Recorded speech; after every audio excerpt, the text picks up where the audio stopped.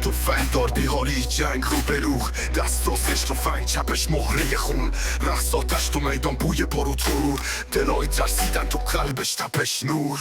ترکش خوردم و نمیشکنه رود، خونی شوخی نیست مردانگی نمیپذره. بکن دلیلش دشمن رو نکشت، یک تنه به جنگ دست روی قلب گذاشت.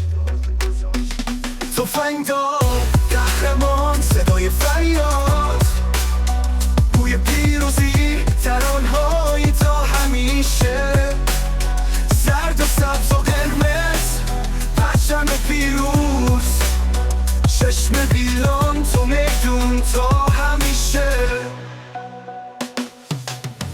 دختر ایرانی سرور دلها، ثروت و جمال چون ماه شبانه. انقلاب روح با عشق به روسی، تو قلبش پیروزی حالا عشق شاهی. دختر زیبا دلش به ماما، تفنگ دار بیهاری شراب عشق چشید تو قلب عاشقان. عشق و جنگ با هم یادش همیشه جاودان تا ابدالدهر.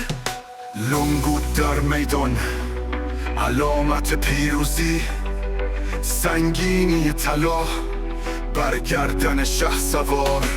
قهرمان دلها با عشق و جسارت، سالار میدان با شکوه و شافت.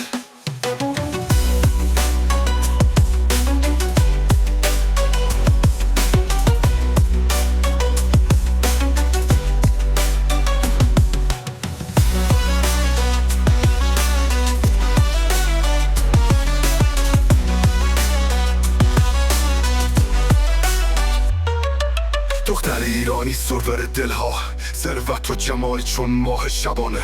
انقلاب روح با عشق وروسی، تو قلبش پیروزی حالا عشقش شاهی.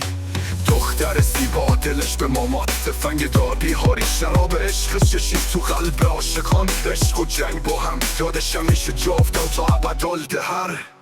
لنگود در میدان علامت پیروزی،